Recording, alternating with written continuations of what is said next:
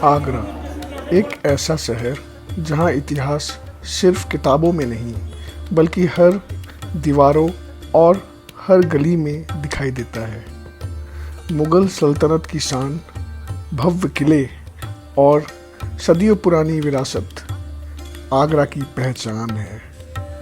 और इसी शहर में मौजूद है दुनिया के 7 वंडर्स में शामिल ताजमहल, मोहब्बत की वो निशानी जिसे देखने दुनिया भर से लोग आते हैं। तो चलिए इतिहास और मोहब्बत से भरी इस खूबसूरत सफ़र की कहानी को करीब से महसूस करते हैं।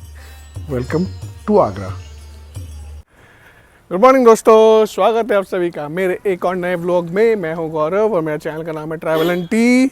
और हमारी गाड़ी आ गई, काफ़ी टाइम हो गया, हम लोगों का आधा घंटा लेट है क्योंकि हम लोगों ने देखा, हम लोग जस्ट सुबह सुबह आए कर्नाटका एक्सप्रेस से, बैंगलोर से यहाँ पहुँचे हैं। और आते ही हम लोगों ने फटाफट नाश्ता वास्ता किया, यहाँ का लोकल कचौड़ी और भेड़ई खाया और शाम को नहला वेला के तैयार करके हम लोग अभी निकल रहे हैं।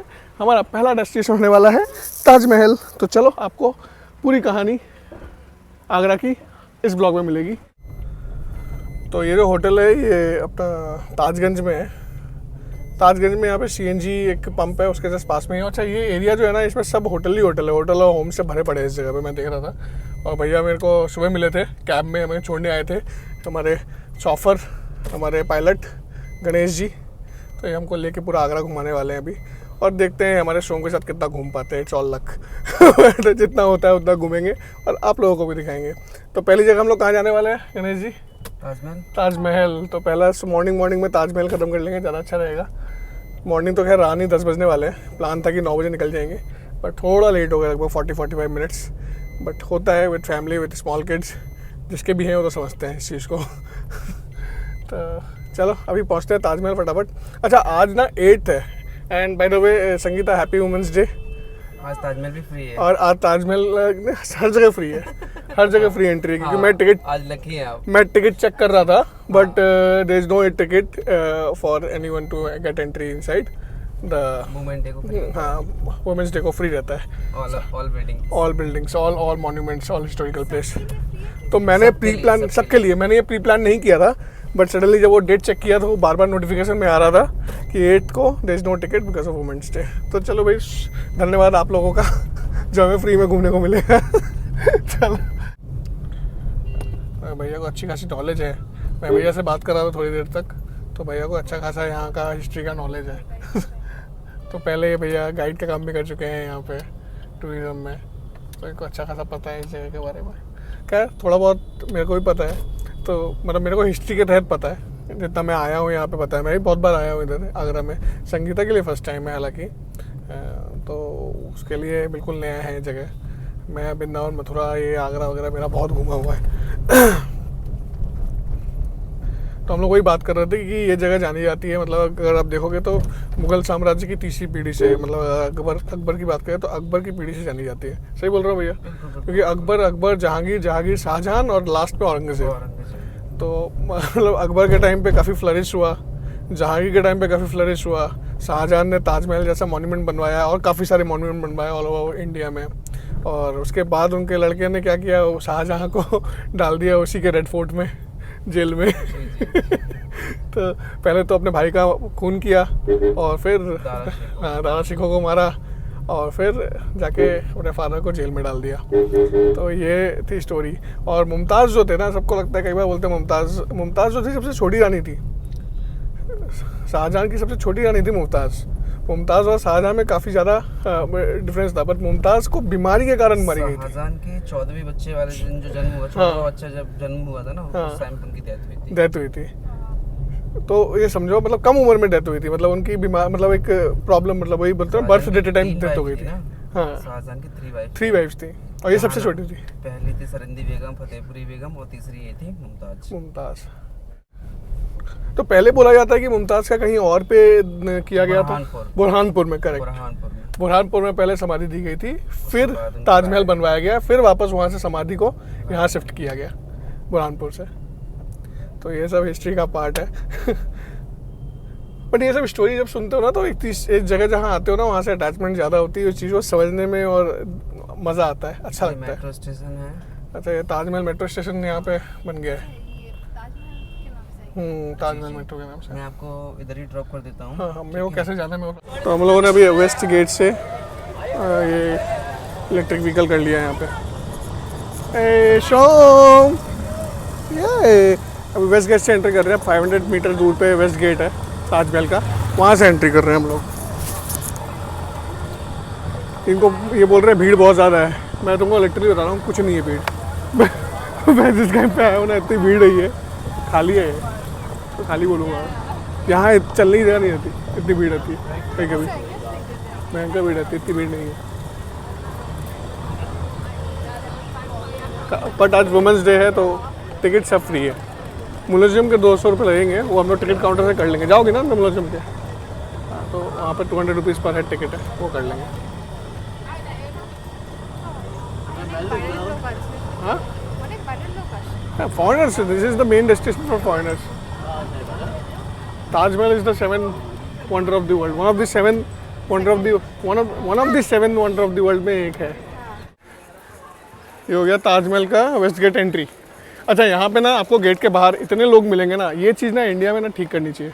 मतलब फालतू में, मतलब लोगों को परेशान करने के लिए 10 लोग घेर लेंगे, आप हमारे साथ चलिए, आपको हम VIP एंट्री करवा देंगे, 2 मिनट में एंट्री हो जाएगी। ये सब फालतू की बातें, सब फालतू की बातें। नॉर्मल एंट्री होती है, आराम से आप जाओ, छोटी सी लाइन होती है, हल्की सी चेकिंग होती है, एंट्री कर जाओ। ये फॉरेनर्स को देख के भी खूब पागल करते हैं, करना नहीं चाहिए यार। इंडिया में लोग आ रहे हैं देखने के लिए एक चीज़ को, उनको परेशान नहीं करना चाहिए, फ्रीली जाने दो। किसी को ज़रूरत पड़ेगी तो आपके पास आएगा पूछते। अगर आपको कुछ पूछना है किसी से तो बेस्ट है यहाँ के सिक्योरिटी गार्ड में, यहाँ के जो ऑफिशियल्स हैं, ये जो क्लॉक रूम रखे हुए हैं, इन सब में पूछो। अभी हम लोग वेस्ट गेट के सामने हैं।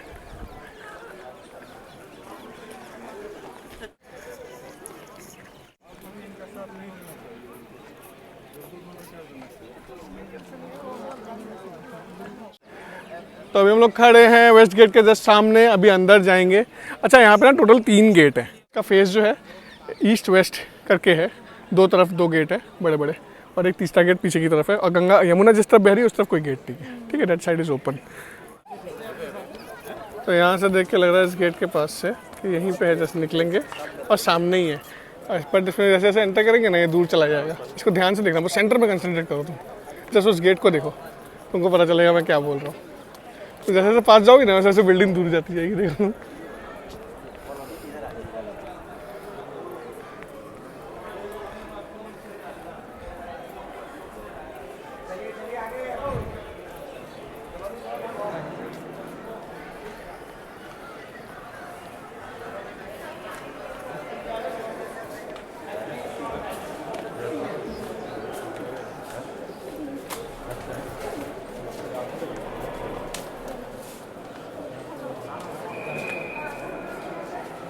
ध्यान से देखो, इस गेट के अंदर आ गया पूरा पूरा Taj Mahal, it's inside this gate.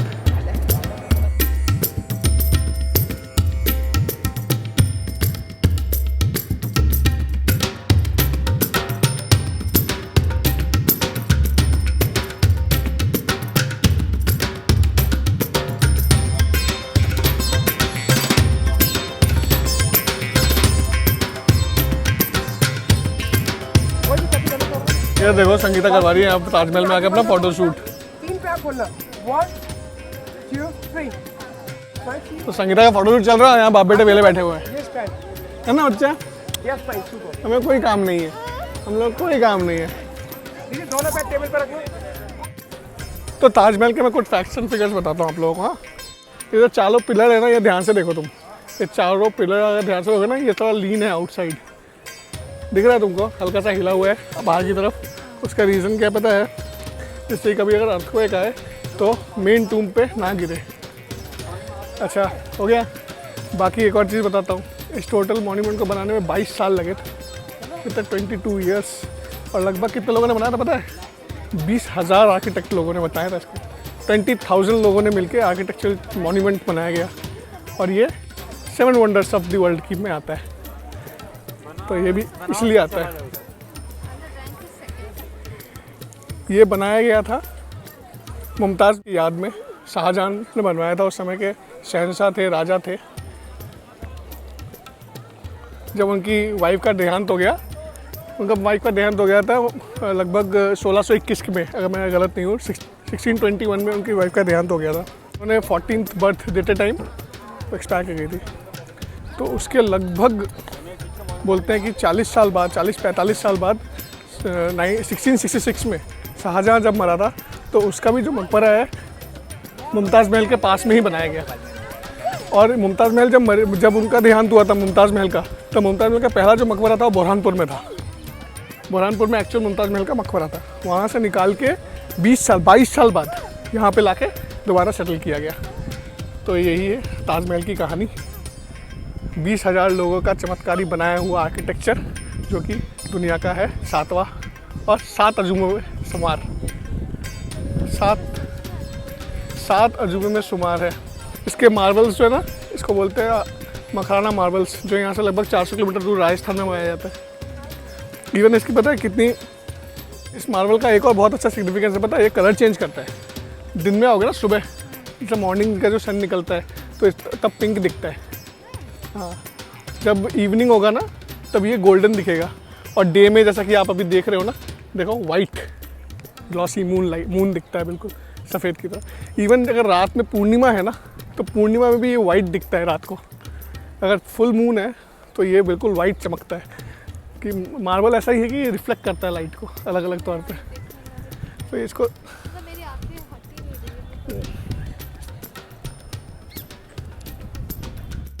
Taj Mahal कितना पास हो उतना सुंदरता इसकी अलग ही हो जाती थी। Wow, it's beautiful, it's something else.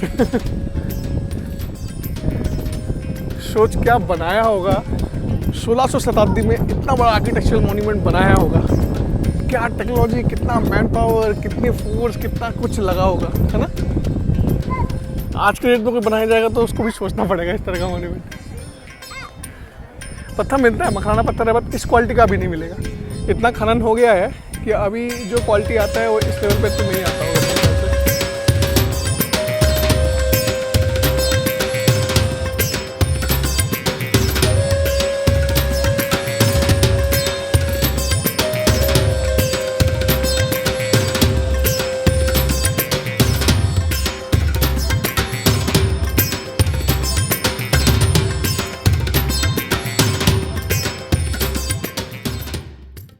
पे जो दिख रहा है आपको वो है रेड फोर्ट, आगरा फोर्ट के नाम से भी जाना जाता है। वहाँ पे शाहजहाँ का बंदीगृह था, मतलब उसका हाउस अरेस्ट किया गया था अपने ही बेटे औरंगजेब द्वारा। तो वहाँ से उसको ताजमहल दिखता था डायरेक्ट, पता है। और ये रहा आपका मेहताब बाग का स्टेज, जहाँ से आपको इवनिंग सनसेट दिखता है। और ये हमारी यमुना माँ बहती हुई। मेरे को लगा था कि 20 साल में यहाँ पे कुछ चेंज हुआ होगा। सफाई थोड़ी सी लग रही है, क्लीनिनेस हुआ है, घाट थोड़ा सा अच्छे से बना दिया है। यहाँ पे एक ये घाट देख रहा हूँ मैं, नया है। मैं 10 साल बाद आ रहा हूँ लगभग, यहाँ पे एक घाट नया बन गया है। ये घाट पहले था नहीं, ये घाट अच्छे से बना दिया, मतलब था बट अच्छे से नहीं था, बड़ा गंदा हुआ करता था। एक आधा बोट दिख रहे हैं, बट ऐसा कोई बोटिंग वगैरह नहीं हो रही है इस पर। पानी भी कम है, गंदा है पानी, अभी ब्लैक वाटर है। बट यमुना माँ को और साफ़ करने की ज़रूरत है, मेरे को लगता है ना। कितना सुंदर व्यू है, बट और साफ़ करने की ज़रूरत है इस जगह को। यमुना को और साफ़ करेंगे, यहाँ पे बोटिंग वगैरह कर सकते हैं, मतलब इवनिंग के टाइम पे अगर वहाँ पे हल्की फुल्की बोटिंग की व्यवस्था हो तो कितना अच्छा लगेगा ना। बैकड्रॉप में, ताजमहल के बैकड्रॉप में बोटिंग करना, मेरे ख्याल से ये भी एक टूरिज़्म का स्कोप है यहाँ पे बहुत तगड़ा। घाट वगैरह बनाया हुआ है, अच्छा कर दिया क्लीन, बट कर सकते हैं वो सब चीज़ें भी। बहुत क्लीन है, काफ़ी से क्लीन। पहले तो घाट के यहाँ पे तुम जाओगे तो पूरा कचरा बच जमा रहता था, अभी बहुत साफ़ हो गया, बहुत साफ़ हो गया। और ज़रूरी भी है ये सब चीज़ों को बचा के रखने के लिए ना, पॉल्यूशन कंट्रोल करना बहुत ज़रूरी है, क्योंकि पॉल्यूशन का बहुत गंदा इफेक्ट पड़ता है। क्योंकि इतना पुराने मॉन्यूमेंट है नहीं है, इसमें येलोइशनेस आ जाता है बिकॉज ऑफ पॉल्यूशन। और जब कितना भी आप वो करो, आर्कियोलॉजिकल सर्वे से आप कितना भी इसको क्या बोलते हैं उसको फिक्स करने की कोशिश करो, बट इतना बार रिकन्स्ट्रक्ट करने की कोशिश करो, उस लेवल पर रिकन्स्ट्रक्ट नहीं कर सकते जिस लेवल पे इसने बनाया गया था।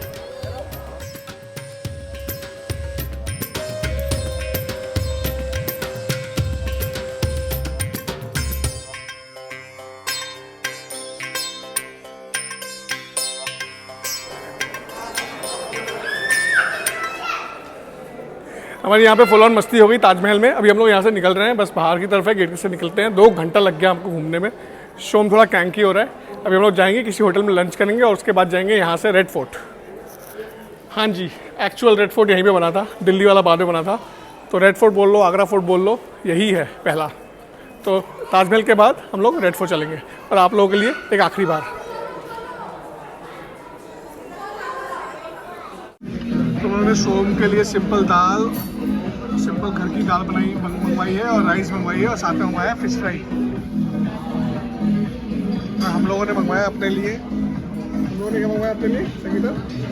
मटन रोगन जोश, 2 तंदूरी रोटी। तो खाना टेस्ट करते हैं। हमारे जो ड्राइवर वाले भैया थे, गणेश भैया, उन्होंने मेरे को रिकमेंड किया कि आप यहाँ पे जाओ, यहाँ पे काफ़ी अच्छा टेस्ट मिला है खाने का। ठीक, कैसा खाना है? क्या बोल रहे हैं इसको हम लोग? फिश अमृतसरी। अच्छा, फ्राई आइटम, फ्राई समझ गया, अमृतसरी फ्राई। तो चटनी में ले लेता हूँ। ये वाला फिश शोल फिश का बना है, शोल मछली का, अच्छा है। तो हम लोग आ गए mutton rogan josh. Today is the last time we are eating non veg. From tomorrow, not only tomorrow, from today night onwards we are vegetarian for next 7-8 days. हम लोग धाम में होंगे और धाम में हम लोग नॉनवेज नहीं खाते हैं, ओनली वेजिटेरियन। बट अभी हम लोग बाहर हैं तो खा रहे हैं।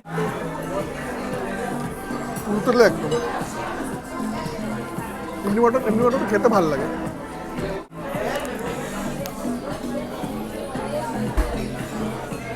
तो अभी हमारा थोड़ा प्लान चेंज हुआ है। अभी हम लोग रेड फोर्ट नहीं जा रहे, मतलब आगरा फोर्ट नहीं जा रहे। अभी हम लोग कहाँ जा रहे हैं भैया? बेबी ताज नाम क्या है उसका? क्या बोलते हम लोग? इत्मादुल्ला कौन थे? इत्मादुल्ला थोड़ा बहुत मेरे को पता है, मतलब मैं गलत तो बता देना, भैया को ज़्यादा अच्छा पता है। वो मेहरुनिशा के फादर थे जी ना, इत्मादुल्ला के नाम से कम जानते हो। हाँ, बेबी ताज के, क्योंकि वो बोलते हैं सुंदर के नाम से, मतलब ज़्यादा उसमें नक्काशी वगैरह जो है, ताज के लेवल की नक्काशी वगैरह की हुई है। बट उसकी बेटी नहीं बनवाया था अपने फादर के लिए, और बेटी थी जहांगीर की बेगम। उसकी भी एक अलग स्टोरी है। कोई बोलते हैं कि पहले उसकी शादी हुई थी, फिर उसका हस्बैंड, जब बोर्ड जाएंगे ना, बोर्ड लिखा हुआ है सारा। उसका बहुत सारी स्टोरीज हैं कि वो मेहरुनिशा की ऑलरेडी शादी हो गई थी, फिर उसके हस्बैंड किसी युद्ध में मारे जाते हैं, फिर उसके बाद जहांगीर से वो पहले से ही पसंद करती थी, फिर जहांगीर से शादी करती है। काफ़ी सारा उसमें है कॉन्ट्रडिक्शन हिस्ट्री में, जाएंगे तो।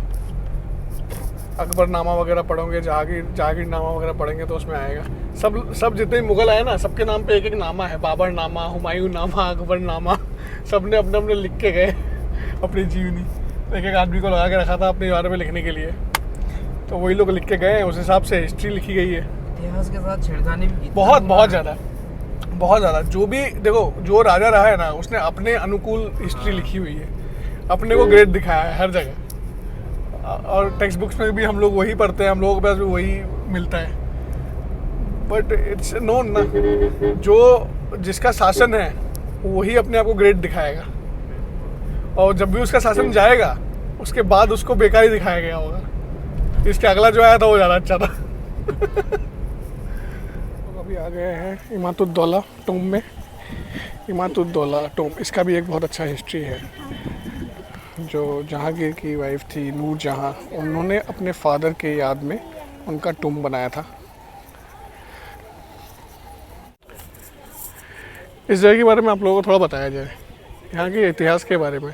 यहाँ का जो काम है ये काफ़ी ज़्यादा माइन्यूट काम है। अगर आप देखोगे इसको मिनी ताजमहल और बेबी ताजमहल के नाम पे फेमस है ये पूरे आगरा में। क्यों फेमस है वो दिख ही रहा होगा आपका। इसकी नक्काशियाँ जो है इतनी माइन्यूट है, इतनी बारीक है कि इस जगह के बारे में हर कोई जानता है आज के डेट में। ये जगह जो है एक बेटी ने अपने फादर के लिए बनाया था। जी हाँ, नूरजहां ने अपने फादर मीर गियास के लिए बनाया था। तो मिर्ज़ा मीर गियास बेग जो थे वो जहांगीर के दरबार में बहुत बड़े मिनिस्ट्रियल पोस्ट पे थे, तो उनको उपाधि दी गई थी इमादुद्दौला की, the pillar of the state. इसका मतलब है pillar of the state, Imaduddaula. तो as a pillar of state उनके नाम पे ये मकबरा उनका बनवाया गया था।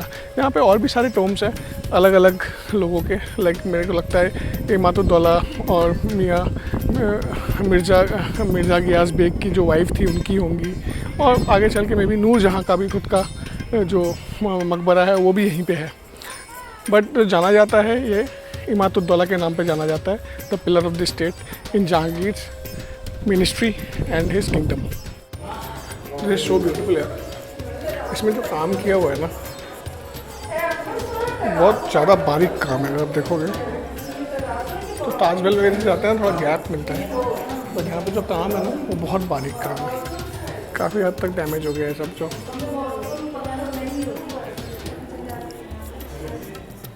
पच्चीकारी जो बताते हैं ना, पच्चीकारी वाला काम है पूरा, डिटेल्ड वर्क है।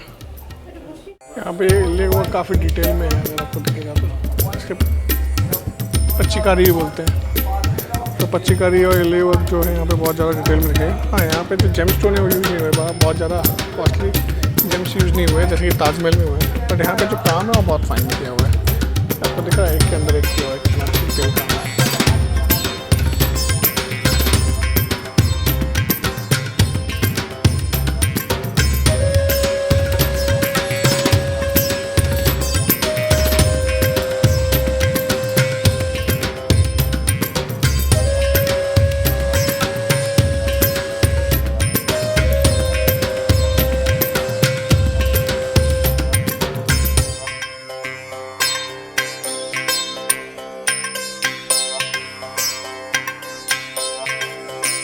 आ गए हैं रेड फोर्ट, लाल किला, क्योंकि ये लाइम स्टोन से बना हुआ है, रेड लाइम स्टोन्स, और इसको आगरा फोर्ट के नाम से भी जानते हैं।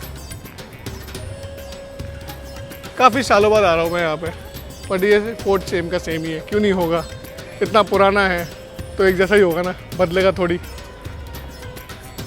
संगीता देख रहे हो तुम ये चीज़, एक चीज़ दिखाता हूँ तुमको। यहाँ पे ना पहले पानी भरा हुआ करता था पूरा, अगर तुम देखोगे तो यहाँ पूरा पानी भरा रहता था, मतलब no one can enter directly, ठीक है।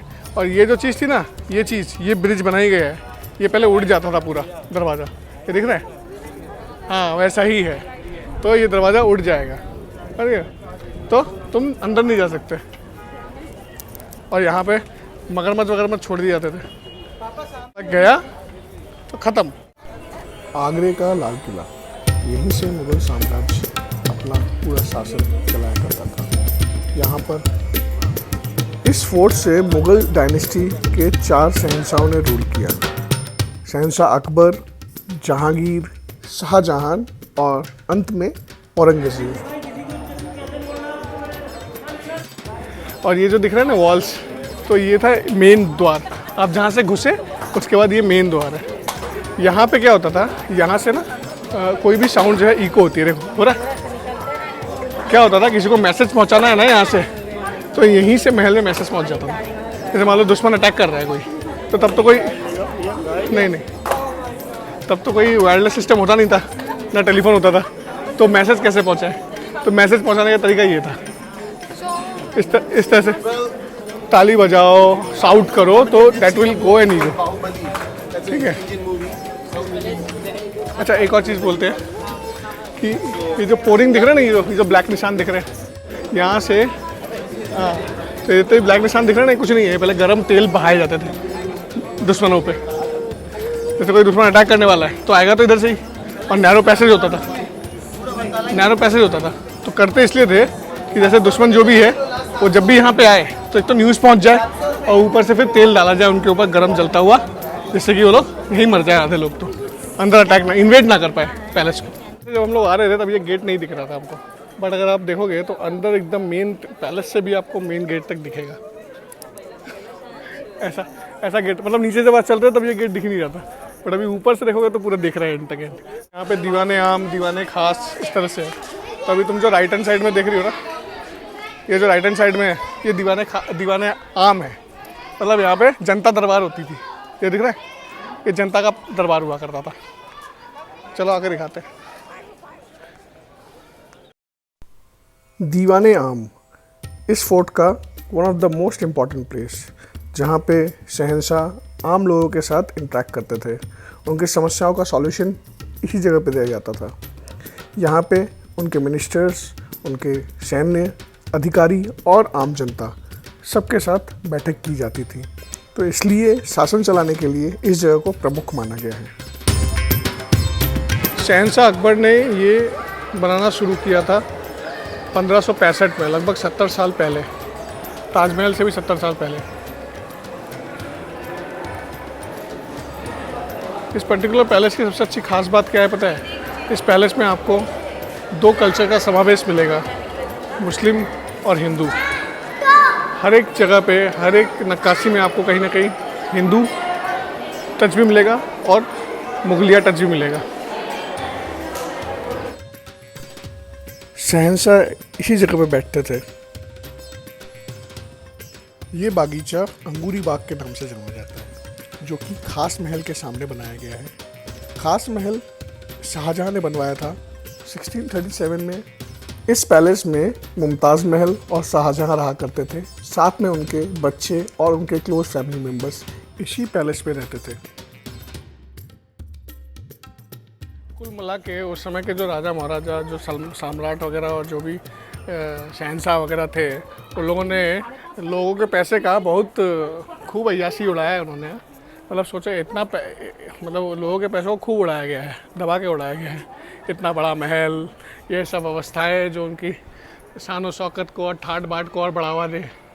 समझो तुम, और आज के डेट में कोई अगर घर बना देता है इतना बड़ा, इसका आधे से आधा ही बनाता था, इनकम टैक्स वाले ईडी वाले 4 बार घूम लेते उनके आगे पीछे।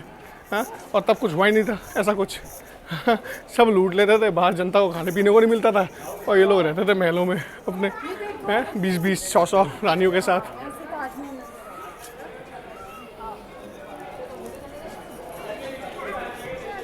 बताया ये दीवाने खास हो गया। यहाँ पे this place is only made for ministers, top ranked officers, रानियाँ उनकी मीटिंग के लिए, उनके गैदरिंग के लिए, और उनसे रिलेटेड जो भी फंक्शंस वगैरह होते थे, फैमिली फंक्शंस, और बिल्कुल ही अंदर अंदर की जो भी बहुत ज़्यादा इम्पॉर्टेंट टॉक्स होती थी, मिनिस्टरियल टॉक्स, वो यहाँ पे होती थी। खास महल बनाने में सेम मार्बल यूज़ हुआ है जो कि ताजमहल में यूज़ हुआ है। इसे हम मखराना मार्बल के नाम से भी जानते हैं। उसके ऊपर की गई नक्काशी और काफ़ी महंगे जेमस्टोन, जो कि समय के साथ या तो चुरा लिए गए या फिर डिस्ट्रॉय कर दिए गए।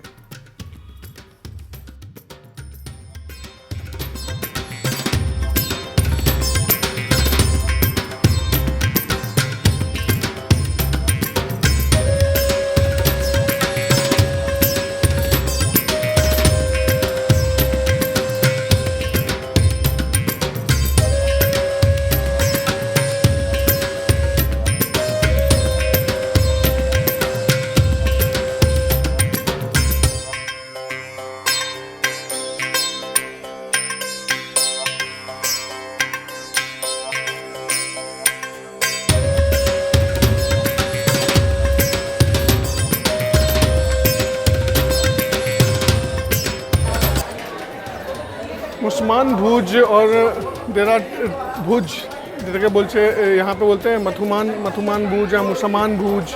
देरा द ऑक्टोगोनल स्पेस, एक ऑक्टोगोनल स्पेस है जहाँ से कि ये ताजमहल दिखता था। तो जब शाहजहाँ यहाँ पे हाउस अरेस्ट थे तो उनको इन जगह पे रखा करते थे, वो आके यहाँ पे अपने ताजमहल को देख सकते थे यहाँ से। और दूसरा ये उनका शाही घर भी था। ये व्यू पॉइंट्स बोल सकते हो, ये सब व्यू पॉइंट है ताजमहल के। यहाँ से ताजमहल बहुत क्लियरली दिखता है। और इसकी जो नक्काशी करी हुई है ना यहाँ पे, जितने भी ऑक्टागोनल भुज पॉइंट्स हैं, वो सारी ताजमहल के बराबर की नक्काशी करी हुई है। सारे प्रीशियस जेमस्टोन है, इतने प्रीशियस है, कुछ तो निकाल दिए गए हैं। आप अगर दिखेगा यहाँ से ना, देखो इनको निकाल दिया गया है, यहाँ से निकाल दिए गए हैं, दिख रहे हैं आपको? कुछ है, कुछ निकाल दिए गए, चेकिंग कर लिया गया, इतना कॉस्टली था ये।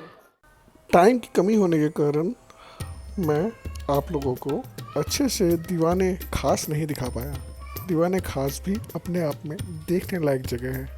दीवाने खास उस जगह को बोला जाता था जहाँ पे राजा के सबसे खास मिनिस्टर्स, उन लोगों की बैठक होती थी, उन लोगों का जलसा होता था उस जगह पे, और सारे राजनीतिक डिसीजन भी उसी जगह पे लिए जाते थे। ये है जहांगीर पैलेस। ये वाला पैलेस खास अकबर ने अपने बेटे जहांगीर के लिए बनाया था। जहांगीर जो थे वो अकबर के बहुत प्रिय थे, और इसी के कारण अकबर ने उनके लिए ये पैलेस रेड फोर्ट के अंदर बनाया। इस पैलेस में जहांगीर की बेगम और हिंदू रानी जगत गोसाई का भी पैलेस हुआ करता था। अगर आप इसके आर्किटेक्चर को देखेंगे तो यहाँ पे राजपूताना छाप और हिंदू छाप क्लियर दिखता है। हिंदू आर्किटेक्चर, टेम्पल आर्किटेक्चर का बहुत अच्छा समावेश है यहाँ पे मुग़ल आर्किटेक्चर के साथ। यहाँ पे एक के बाद एक कमरे हैं जो कि जहांगीर की रानियों के हुआ करते थे, और साथ में यहाँ पे एक है राधा कृष्ण का टेम्पल जो कि जहांगीर के हिंदू रानियों का हुआ करता था। जहांगीर ने एक से ज़्यादा हिंदू रानियों से विवाह किया था, जिसमें से की खास नाम आता है जगत गोसेन का। तो उनका भी पैलेस इसी जहांगीरी पैलेस के अंदर था। आज हम लोग इतना ही घूम पाए, इतना क्या घूम पाए अगर बोल सकता हूँ तो अभी तक हम लोग 60% ही देख पाए। ठीक है, बहुत बड़ा पैलेस है, हम लोगों को निकलना है कहीं और। बट क्या देखा, हाँ, अकबर जो थे शहंशाह, उन्होंने जब इंडिया में आए तो जो पैलेस दिख रहा है पूरा पैलेस में ना राजपूताना टच है। अगर आप देखोगे तो पूरे पैलेस की जितनी आर्किटेक्चर है उसमें राजपूताना हिंदू टच है। और अंदर एक राधा कृष्ण का टेम्पल दिखा जो कि राधा कृष्ण का टेम्पल हुआ करता था एक ज़माने में।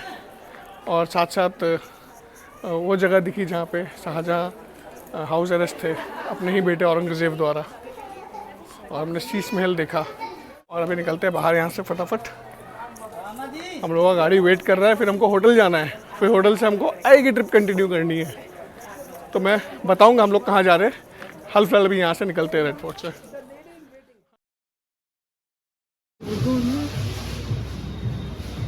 ट्राई करके देखो गोपाल दास का पान पेठा। ऑलरेडी हम लोगों ने ले लिया है 2 तरह का पेठा, एक वाइट पेठा लिया है, केसर पेठा लिया है, ये पान पेठा है। How it is good? हमारी बात मानोगे, फ़ायदे में रहोगे। मैंने गोपाल दास से पेठे भी ले लिए और संगीता को 2 मिठाई चाहिए थी, वो भी ले लिया। कुछ बंगाली मिठाई वगैरह ली वहाँ से, वो भी अच्छा मिल रहा है। बंगाली मिठाई, हाँ, छेने की मिठाई मिल रही है उसके यहाँ पे। तो हाँ, तो वो भी अच्छी मिल रही थी, तो वो भी ले ली। थोड़ी ली क्योंकि वो रास्ते में ख़राब हो जाएगी बोलकर रास्ते में ही ख़त्म कर देंगे। और हम लोगों ने वो पान वाला पेठा लिया, कैसा पेठा लिया, प्लेन पेठा लिया। तो चलो कुल मिला के हम लोगों ने जो फेमस है आगरा का पेठा वो भी ले लिया, वो भी चख लिया, सारे टेस्ट कर लिए, अच्छा था, 1 number. Gopal Das famous shop है। अच्छा, ये नया यूनिट है, ये नया शॉप है, फर्स्ट टाइम आया मैं। सब कुछ रखा हुआ है, काफ़ी सारा आइटम है उसके अंदर। और अभी हम लोग सीधे जा रहे हैं होटल में और वहाँ से चेकआउट करना है 15-20 मिनट में, जहाँ टाइम नहीं है हमारे पास। तो आज दिन भर मेरे साथ गणेश भैया थे, इन्होंने सुबह मेरे को छोड़ा भी आगरा कैंट फोर्ट से मेरे को होटल में, उसके वहीं पे बात हुई हमारी। तो हम लोगों को घुमाया भी आज पूरा आगरा, जितना घुमा सकते थे कंफर्टेबली इन्होंने। और जो इन्होंने टिप्स दिए ना रास्ते पे कि आप यहाँ से जाओ, वहाँ से जाओ, इधर मिलो, इन लोगों से नहीं ज़्यादा इंटरेक्ट करना है, प्रॉब्लम क्रिएट करते हैं। और खाना वाना के लिए जहाँ जहाँ लेके गए, मतलब इनको पता है अच्छा खासा। तो कोई अगर आ रहा है तो इनका नंबर वगैरह मैं दे दूँगा नीचे डिटेल्स में, अभी स्क्रीन पे शो हो रहा होगा, आप लोग आ सकते हो इनसे कांटेक्ट करके। तो ये फटाफट हम लोग चेकआउट करेंगे 5 मिनट के अंदर अंदर और निकलेंगे।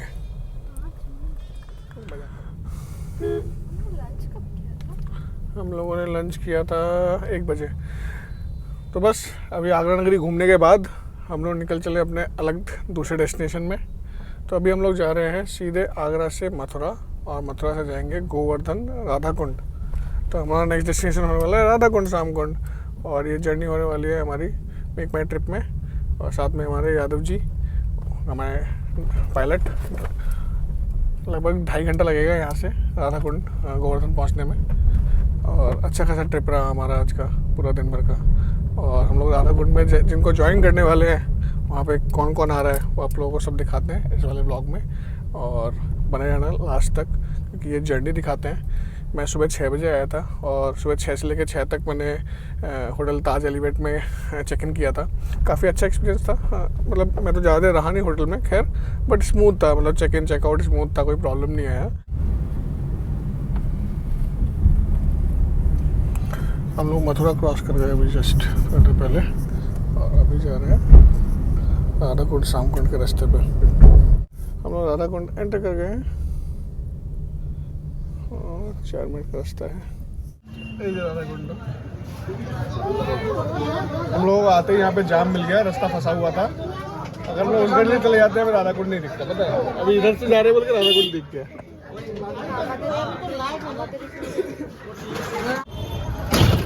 अरे भैया ये एंट्री हो गई हमारी। आगरा से राधाकुंड की जर्नी कंप्लीट करके हम लोग पहुंच गए मीना मनोरंजन धर्मशाला। यहाँ पे जितने लोग सब प्रसाद ग्रहण कर रहे हैं सब भक्त हैं और ये सब बिलोंग करते हैं मेरे नेटिव के प्रेमानंद सेवाश्रम से। प्रेमानंद सेवाश्रम मेरे नेटिव में एक टेम्पल है राधा कृष्ण का, चैतन्य महाप्रभु का, जहाँ पे मेरे मजले दादू खुद महंत हैं और उन्हीं के काफ़ी शिष्य और उनके जो गुरु थे श्री भक्ति विलास ठाकुर, उनके शिष्य ये सब हर साल वृंदावन मथुरा आते हैं घूमने के लिए। अब मैं आ गया हूँ यार राधाकुंड की गलियों में घूम रहा हूँ और इंडिया का वर्ल्ड कप फाइनल चल रहा है और इंडिया जीत रही है। ठीक है, ऊपर से बॉल भी आ रहा है, लोग ग्राउंड पे खेले भी पड़े हुए हैं। तो पूरा ट्रिप दिखाया, आगरा घूमे हम लोग और अभी राधाकुंड आ गए हैं और राधाकुंड में राधे राधे और यहीं पे रहने वाले हैं 2 से 3 दिन और 2 से 3 दिन यहाँ रुकने वाले हैं। यहाँ पे हम लोग दर्शन करने वाले हैं, काफ़ी सारे धाम वाली जगह पे जाने वाले हैं, कहीं पर लीला स्थल पे जाने वाले हैं भगवान राधा कृष्ण के। तो 2-3 दिन एक और नए ब्लॉग में ये 2-3 दिन का पूरा ट्रिप आएगा और ये वाला ब्लॉग मैं यहीं ख़त्म करता हूँ। अगर मेरा ब्लॉग पसंद आया हो तो प्लीज़ लाइक शेयर सब्सक्राइब करना ना भूलें। ट्रैवल एंटी चैनल को, मेरा नाम है गौरव और मिलते हैं अगले ब्लॉग में। तब तक के लिए बाय बाय, राधे राधे।